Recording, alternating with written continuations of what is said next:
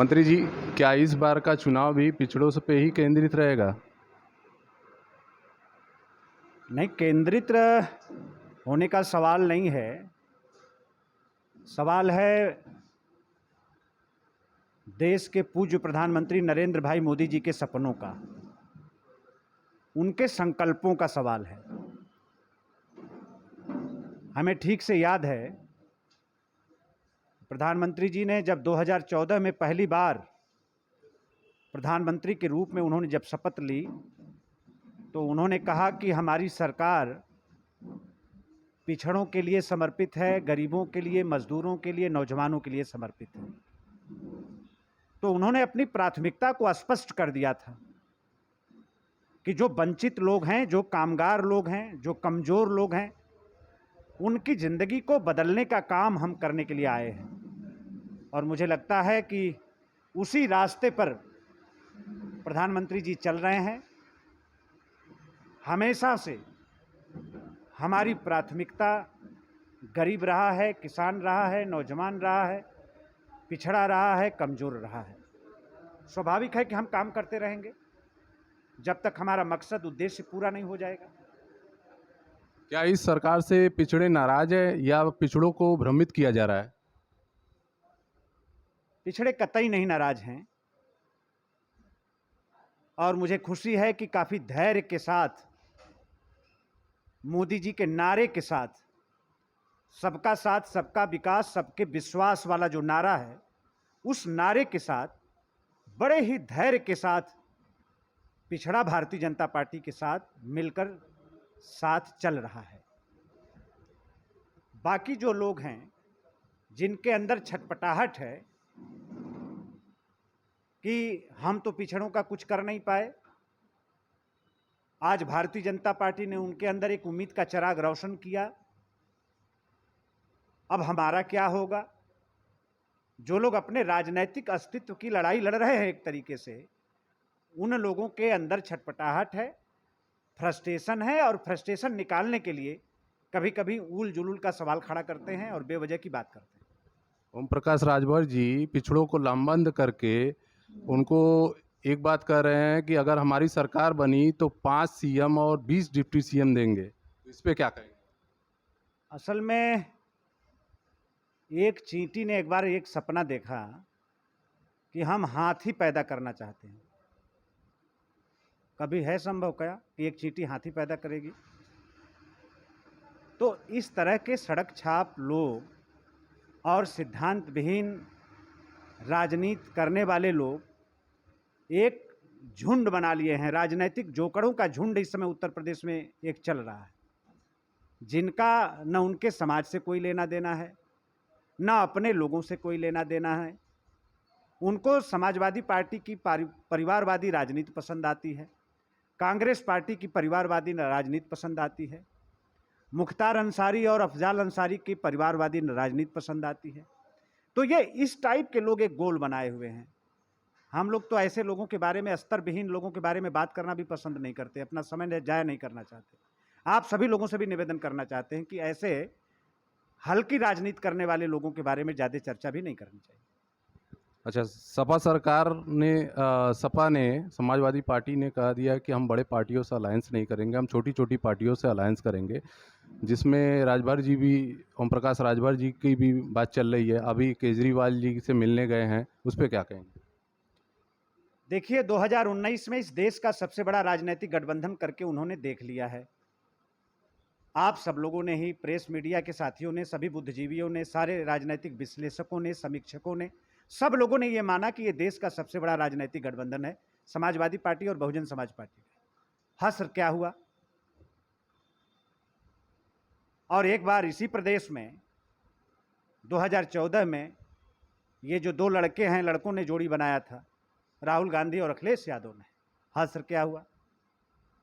ये जनता को जो नासमझ समझने का इनका एक भ्रम है, तो जनता बहुत समझदार है, जनता बहुत अच्छी तरीके से समझ गई है, जान गई है ऐसे लोगों के राजनीति का क्या उद्देश्य है, क्या मकसद है।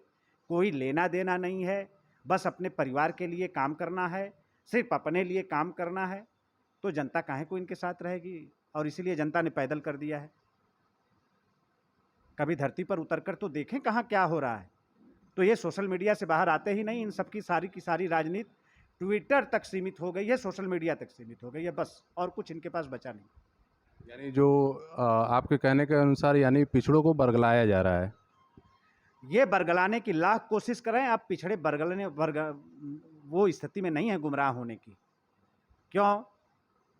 ये 4 बार उत्तर प्रदेश में इन लोगों ने सरकार बनाया है।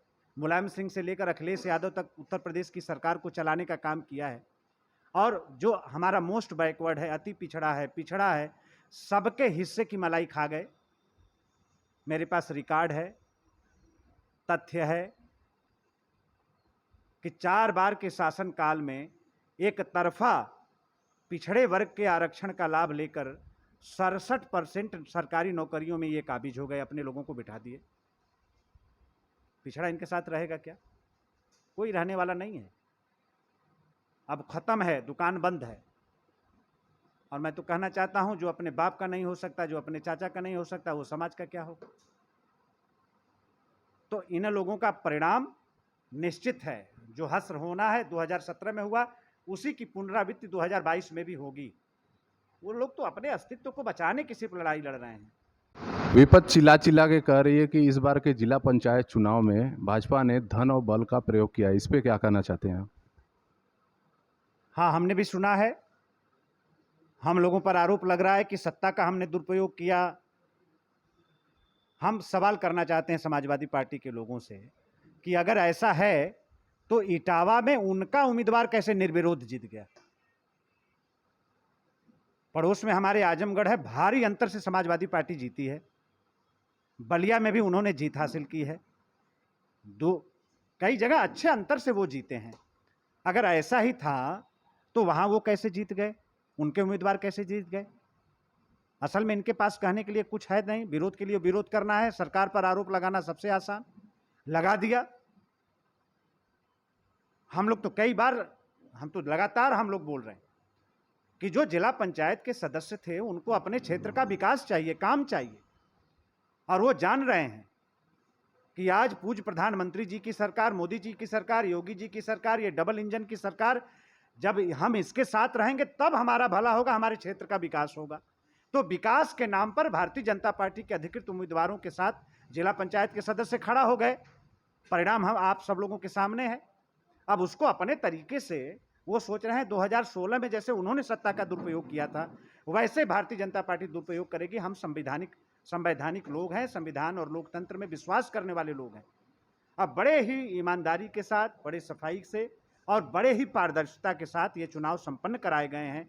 जो जनता का, हमारे मेंबरों का जो समर्थन भारी हमको मिला है, उसका परिणाम हमारे सामने है।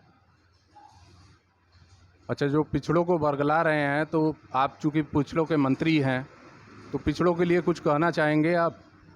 कुछ नहीं, देखिए हमारे यहाँ विकल्प सब खुला है।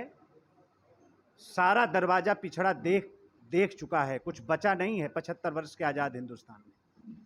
पिछड़ा बहुत अच्छी तरीके से जानता है हमारा भला कैसे होना है। बगैर मोदी जी के, बगैर भारतीय जनता पार्टी के पिछड़ों का भला होने वाला नहीं है। ये इस बात को पिछड़ा भी बहुत अच्छी तरीके से जानता है। इसलिए भारतीय जनता पार्टी के साथ उत्तर प्रदेश के समस्त गरीबों का, पिछड़ों का, दलितों का, हर वर्ग के लोगों का भरपूर समर्थन है।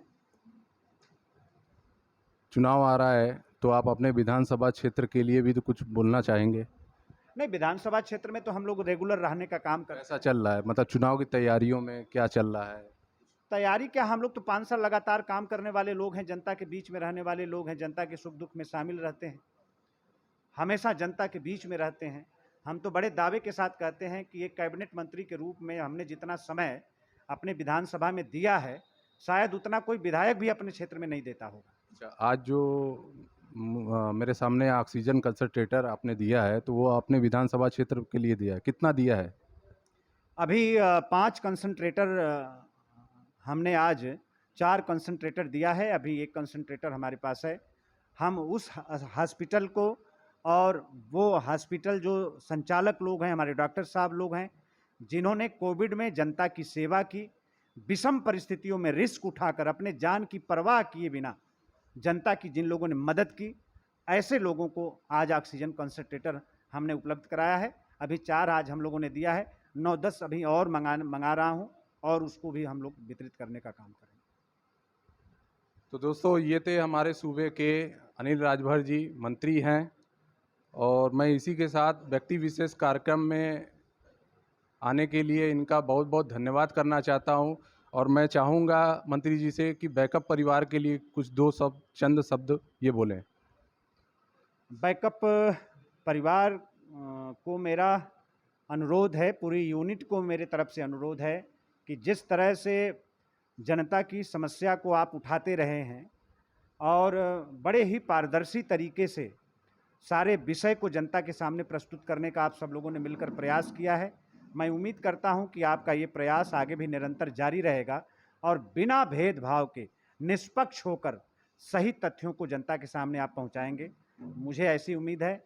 मैं अच्छे कार्यक्रम के लिए आप सब लोगों को और आपके सभी दर्शकों को भी मैं बहुत बधाई देता हूं। धन्यवाद मंत्री जी।